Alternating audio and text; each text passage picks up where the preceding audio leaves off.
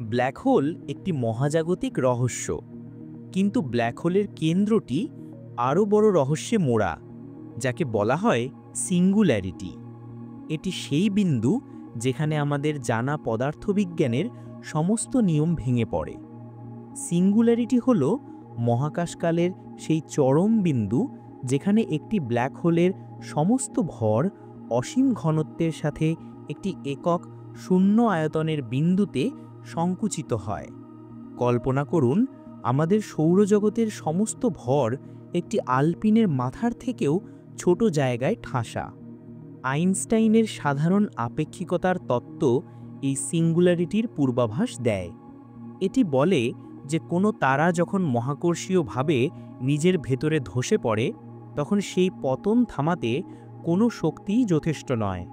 ফলে পদার্থটি অসীম বক্রতা তৈরি করে। সিঙ্গুল্যারিটির অভ্যন্তরকে দুটি প্রধান প্রকারে ভাগ করা যায়।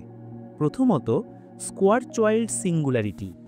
এটি সাধারণ ঘূর্ণনহীন ব্ল্যাক হোলের কেন্দ্রে থাকে। এটি একটি একক বিন্দু। দ্বিতীয়ত, কার সিঙ্গুল্যারিটি। এটি ঘূর্ণনশীল ব্ল্যাক হোলের কেন্দ্রে থাকে এবং এটি কোনো বিন্দু নয়, বরং একটি রিং বা আংটির মতো হয়। তত্ত্বগতভাবে এই রিংয়ের মধ্য দিয়ে গেলে অন্য মহাবিশ্ব বা সময়যাত্রার দ্বার উন্মুক্ত হতে পারে। সিঙ্গুল্যারিটি ইভেন্ট হরাইজনের আড়ালে লুকিয়ে থাকে। এটি এমন এক চরম পরিস্থিতি যা প্রমাণ করে যে আমাদের পদার্থবিজ্ঞানের তত্ত্ব, বিশেষ করে কোয়ান্টাম বলবিদ্যা ও আপেক্ষিকতা, এই বিন্দুতে এসে আর কাজ করে না। সিঙ্গুল্যারিটি মহাবিশ্বের চরম রহস্য। আপনার কি মনে হয় কোয়ান্টাম বলবিদ্যা সিঙ্গুল্যারিটির রহস্য উদ্ঘাটন করতে পারবে? আপনার উত্তর কমেন্ট করুন এবং মহাকাশের এই বৈজ্ঞানিক রহস্য জানতে বিশ্বাস স্পেস চ্যানেলটি সাবস্ক্রাইব করুন।